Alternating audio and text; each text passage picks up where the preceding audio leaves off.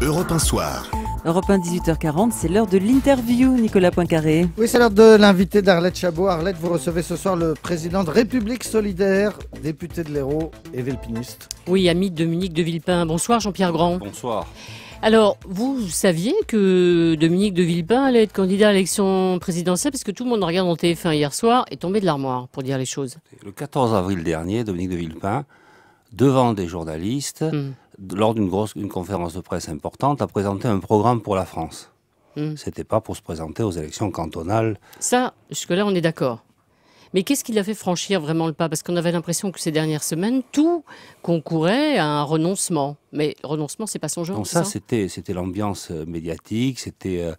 on essayait de faire croire qu'il ne serait jamais candidat à l'élection présidentielle. Ben non, il a avancé à son rythme, il réfléchit, il travaille, et puis voilà. Et puis à un moment où il faut annoncer les choses, c'est fait. Est-ce que dans sa décision est intervenue l'apparition de l'affaire dite Relais et Château? C'est-à-dire qu'il a eu le sentiment qu'on essayait de lui recoller un scotch désagréable au pied? Ça n'a pas de sens, il a balayé ça d'un revers de main. Tous les gens qui nous écoutent ont sûrement un ami ou une relation qui un jour a fait une bêtise, ils n'en sont pas pour autant comptables. Alors, il se situe dans la majorité, Dominique de Villepin, ou pas? Écoutez, Dominique de Villepin, il va renouer avec la grande tradition de l'élection présidentielle. Cette élection présidentielle, on essaie de la confisquer aux Français, mais il faut la remettre à sa place. C'est-à-dire qu'on va élire un président de la République. Oui, mais comment on peut confisquer une élection présidentielle aux Français? C'est eux qui votent au bout du compte. C'est très facile. On explique que le président sortant, il est candidat et donc il faut qu'il n'y ait personne d'autre que lui, qu'à gauche, qu'il y ait un seul candidat. Et puis éventuellement, on peut admettre qu'il y a un candidat au centre qui se présente pour le décor. Et puis on commence à préparer des alliances de second tour. On distribue quelques élections, des postes, des futurs ministres, etc., des chapeaux à plumes. Et puis on pense que le peuple, il va accepter ça. Oui, il peut accepter ça quand tout va bien, pas quand tout va mal. Donc Dominique de Villepin, c'est le trouble fait à droite? C'est pas un trouble fait, c'est un homme d'État. Et il y a un moment où les hommes d'État, ils ont des devoirs, et notamment celui de s'exprimer. Il a une vision, il a un bilan, il a un programme, et il respecte les Français. Et je crois qu'aujourd'hui, respecter les Français, c'est leur proposer un programme pour la France et pour eux. Alors on a bien compris son positionnement, au-dessus des partis, l'Union nationale. Général de Gaulle est de retour.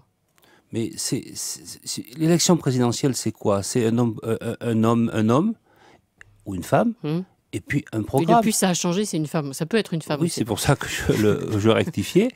Et puis un programme, et puis le peuple décide. En politique, vous avez qu'un maître, le peuple. Or, aujourd'hui, qu'est-ce qui se passe? On est dans le temps des combinations, et comme on disait. C'est pas acceptable, pas dans les périodes de crise. Les combinations, pardonnez-moi, on a bien compris qu'hier, Dominique de Villepin visait la gauche avec l'accord PS, Europe Écologie Les Verts, mais les combinations, ça joue aussi à droite? Mais écoutez, moi j'entends, j'écoute, je suis comme les auditeurs.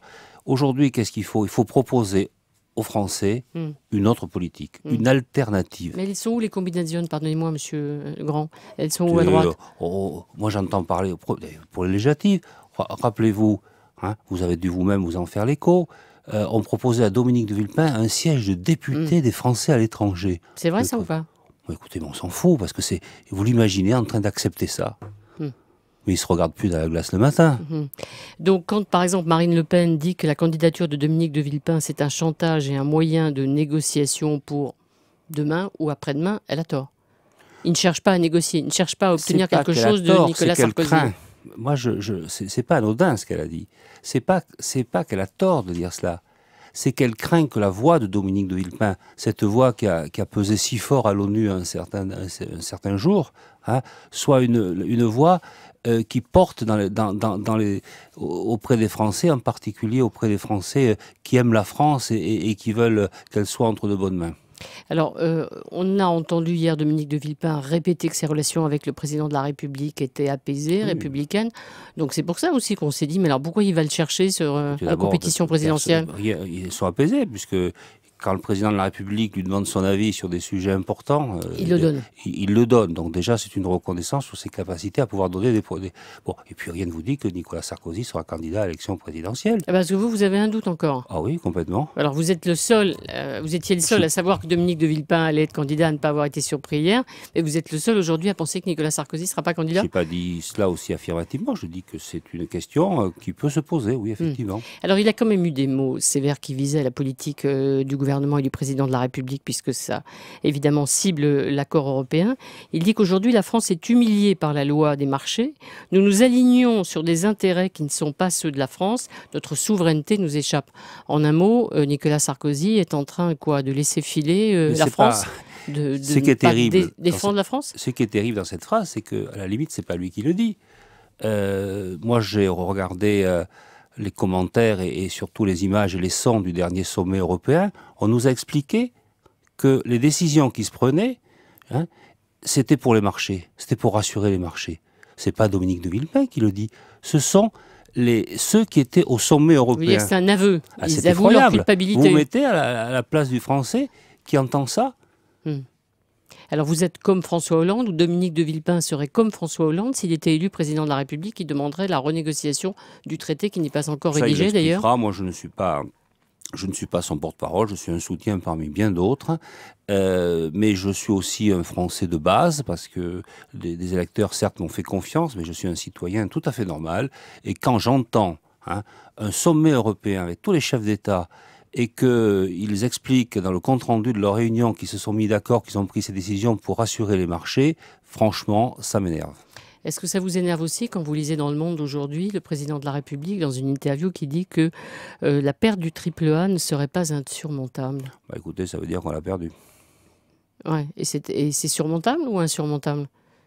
Écoutez, mécaniquement... Est-ce qu'un député comme vous est consterné à l'image des Français ou se dit c'est vrai, il a raison? J'ai d'abord du mal à imaginer qu'il ait dit cela.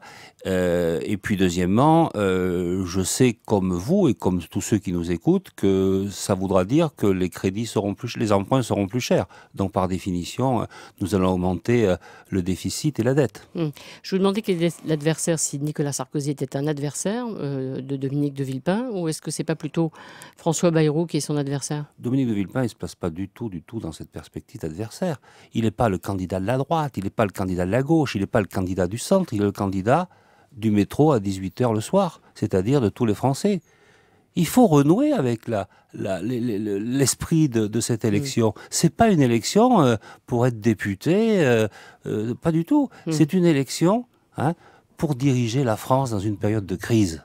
Vous avez entendu depuis hier soir nombre d'appels venant de la majorité du gouvernement disant « Non, Dominique, ne fais pas ça, on va avoir un 21 avril à l'envers, sois responsable. Oui, il y a déjà Morin, Boutin... » Oui. Arlette Chabot, j'ai même entendu, parce que je trouve ça savoureux, c'est pour ça que je ne résiste pas au plaisir de vous le dire à votre antenne, que ceux-là même qui lui reprochaient de ne jamais avoir été élu étaient consternés qu'il se présente à une élection. Vous cherchez les 500 signatures, vous les avez déjà?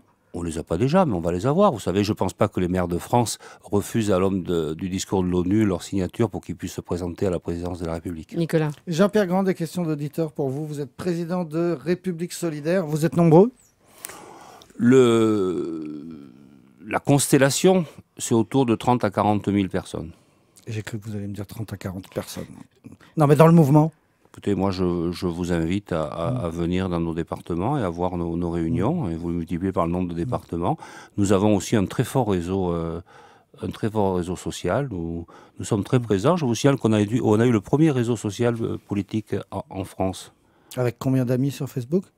On en a 10 à 15 000, c'est du monde. Stéphanie Stock sur Facebook vous demande comment M. de Villepin va financer sa campagne.